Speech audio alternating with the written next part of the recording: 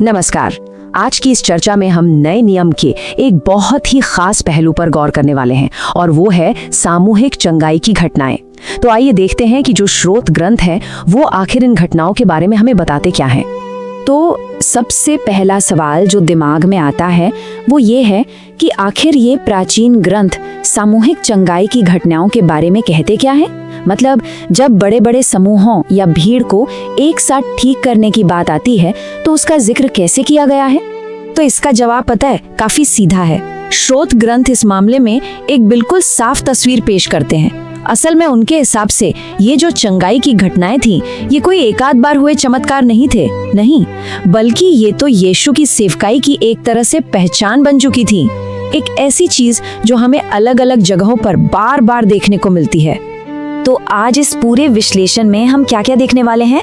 सबसे पहले हम एक चंगाई की सेवकाई के आइडिया को समझेंगे, फिर हम देखेंगे गलील और कफरनहूम में क्या घटनाएं हुई, उसके बाद गन्नेसरत और यहूदिया में हुए चमत्कारों पर नजर डालेंगे, फिर समझेंगे कि प्रेरितों की चंगाई सेवकाई कैसी थी और आखिर में इन सभी घटनाओं की विरासत क्या रही, इस पर बात करेंगे।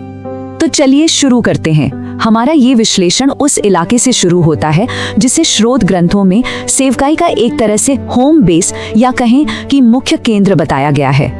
अब कोई सोच सकता है कि गलील से ही क्यों शुरू करें। भाई इसकी वजह साफ है। स्रोत ग्रंथों के मुताबिक सारी कहानी की शुरुआत ही यहीं से होती है। वहाँ जो सेवकाई थी वो सिर्फ उपदेश देने के बारे में नहीं थी, उसमें चंगाई का एक बहुत बड़ा और अहम रोल था। और पता है, इसी अनोखे कॉम्बिनेशन ने दूर दूर से लोगों की भारी भीड़ को अपनी तरफ खींच लिया।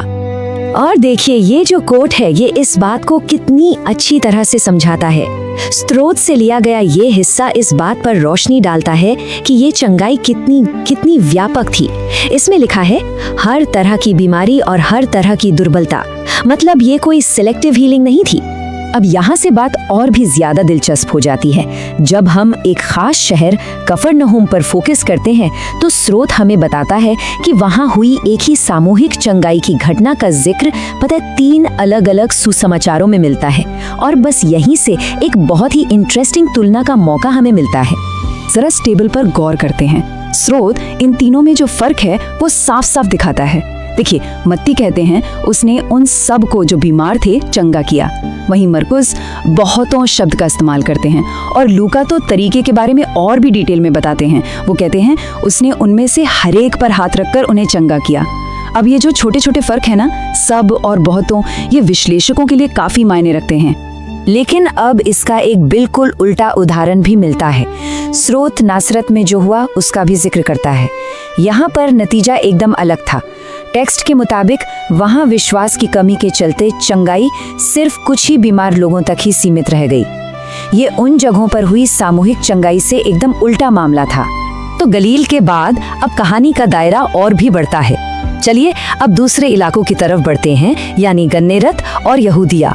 तो अगला स्टॉप है गन्नेसरत का इलाका और यहाँ स्रोत हमें एक बिल्कुल ही अलग तरीके की चंगाई के बारे में बताता है। एक ऐसा तरीका जो इस घटना को बाकियों से अलग करता है।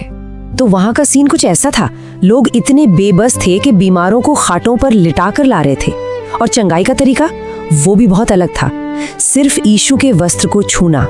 स्रोत उन ग्रंथों का हवाला देता है जो कहते हैं कि जिस किसी ने भी ऐसा किया वो पूरी तरह से ठीक हो गया। अच्छा, गन्नेसरत के बाद स्रोत हमें यहूदिया की तरफ ले जाता है और यहाँ भी एक पैटर्न साफ नजर आता है। फिर से एक बड़ी भीड़ का जिक्र है जो चंगाई की उम्मीद में इकट्ठा हुई थी।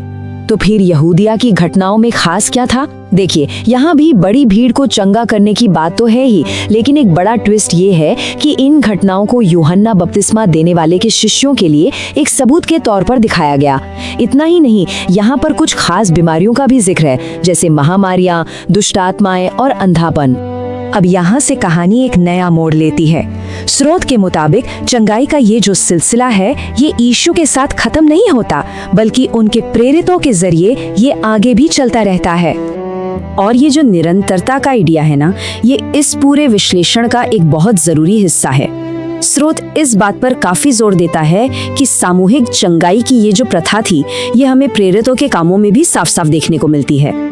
ये स्लाइड देखिए, ये कमाल की तुलना है।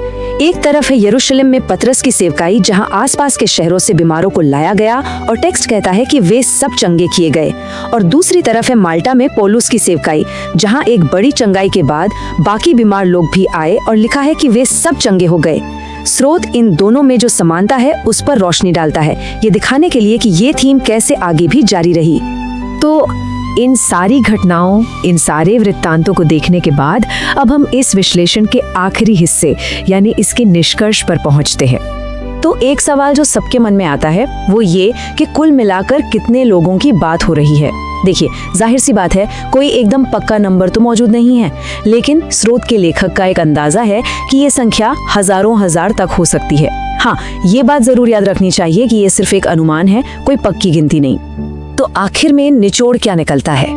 देखिए, जब हम इन सारे वृत्तांतों को एक साथ रख कर देखते हैं, गलील से लेकर यहूदिया तक, यीशु से लेकर उनके प्रेरितों तक, तो एक बहुत ही साफ तस्वीर उभर कर सामने आती है। स्रोत का अंतिम निष्कर्ष यही है कि सामूहिक चंगाई कोई एक दो बार होने वाली घटना नहीं थी, नहीं, बल्कि ये तो नए नियम की पूरी कहानी का एक सेंट्रल, एक मुख्य और बार बार आने वाला हिस्सा थी।